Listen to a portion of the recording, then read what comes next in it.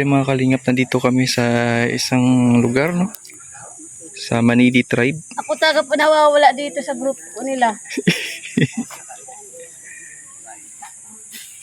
So ito po yung ano nila dito. Maliit na community. Mga kabayan po dito, mga kalingap.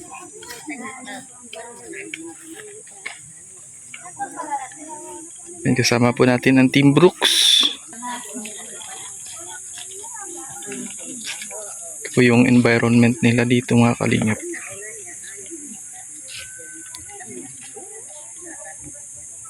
Talagang walang dingding yung mga kabahayan dito.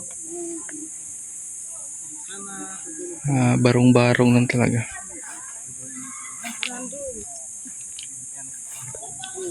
Manibi.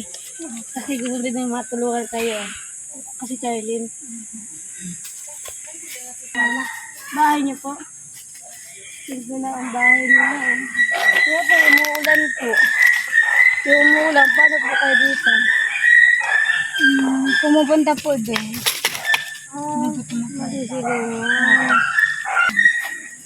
Ano nga pangalan mo? Kati May. Kate May. Kati May. Kate May. San ba banda kayo kumukuha ng tubig dito? Malapit lang ba? Malayo po. Malayo yung Ano yung nilalagyan nyo? Galon? timba. Timba? Saka po ganun. Saka po watery dyan. Pag gabi dito, ano yung ginagamit nyo na ano? Pangpailaw? Flashlight po. Flashlight Yung mga lang. spot po. Oo. Napapansin ko parang Saka po lighter lang po. lighter. Napapansin ko wala yung puro kayo babae dito. May mga lalaki po nagtatarabas po dun po sa bayang bayan. Mamaya pa sila hapon uuwi. Sa Lunes lang po. Sa isang week. Hindi, opo. Sa Lunes na po.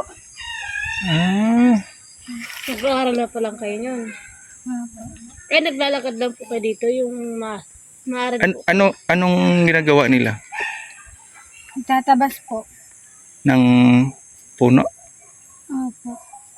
Ang damo po. Mga damo. Nagagabi sa Bicol. Nagagabi na.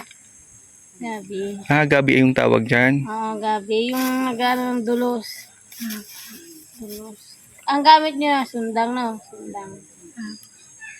May kaluban. Laging kaluban. Yun ang sa Bicol. Kaluban. Pag sigurado ako dito, malamig pag gabi. Opo, malamig po. Wala. Maganda ang nila. Yung tinutubugan nila wala silang gamit na electric pa yung nila. Ano pag di natutulog dito, ganito lang? Opo. Di masakit sa likod? Sanay na po. Yung mula pong bata po ako, namalatan ko na po, ganito na po. Ganito yung ginagisnan niya. Opo. Matagal na kayo dito? Tagal na po. Mga ilang taon na. Dito na po ako lumaki ay. Matagal na pala talaga. Ang nagpaano sa inyo dito, yung may-ari ng lupa. Baragin po. Yan, salamat po sa nagpatira sa inyo dito. Parang galing kayo yata naglaba, no? Sige na. Sige po. Talagang mabait din yung mga dito. Ito sa loob ng komunidad.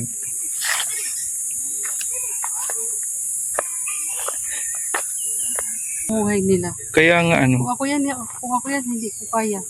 Parang hindi kasi siguro dahil hindi kinasanayan. kasi kinagisnan na nila ng ganito ay. Parang sanay sila ng ganito. Diba tinanong ko nga kung anong, di ba masakit sa likod? Kaya nga. Lalo doon mas malala kasi kahoy na alon-alon, hindi pa pantay-pantay. Ito lang yung nila. Mas okay to. Kawayan. Tsaka diretso na abuhan. Hmm. Isa na lang. Tapos wala pang mga takip. Oo. Dapat malamig yan. Tapos malapit lang pala ito dito sa ilog. Oh. Bangin na yan. Bangin na yan dyan. Oh. Bangin. Nagubatan. Dahan-dahan ka dyan. Bangin yan. Baga, ito na yung kinagistan ng Ganyan. Manidi tribe. Lahat po ay magkakamag-anak na po sila lahat dito. Ito yung pamilya. 7 pamilya. Yung nandito. Ay, ang ganda ng kulay ng buhok mo, Maria. Parang pet ng ano. Parang May kulay siya, kulay kayo. puti. Highlights yan.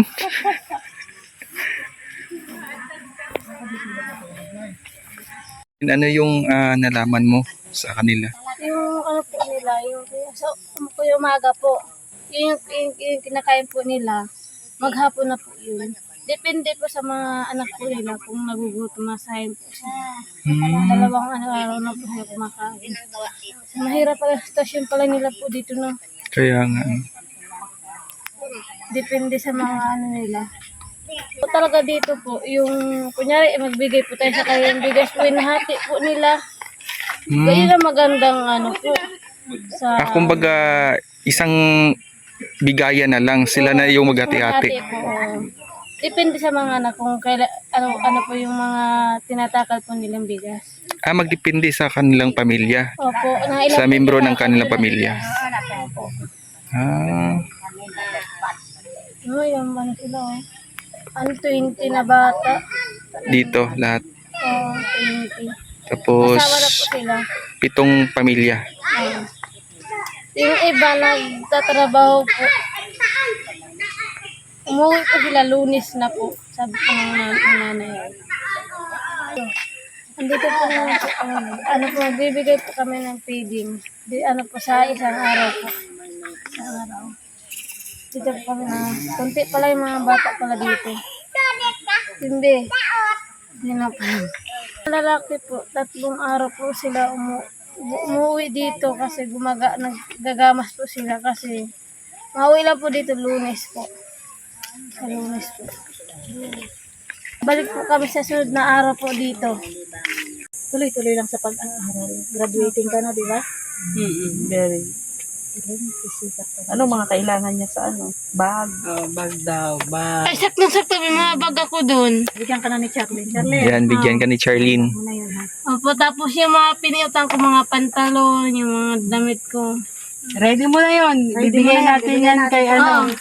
Ano ba? Ano nga uli pangalan mo, Be? Kati May. Kati. Sabi niya na yung kanina nakalimutan. Kati na lang. Si Kati. Grade 6. 18 na pala siya. Nagtigil siya ng mga 5 taon. Kabay po, Nay! Bye-bye! So yun mga kalingap, no? Ito gaganapin sa sunod yung feeding program tsaka yung mga bag tsaka yung mga sapatos po, no? Na pinadala po ni Kuya. So, yun po yung mga kalingap. Wala din mga chinelas. Mga halos kabataan dito. And thank you po sa panonood mga kalingap. Yan, magkita-kita po tayo sa sunod nating pagkita. God bless. Peace be with us. Ingat po tayo palagi mga kalingap.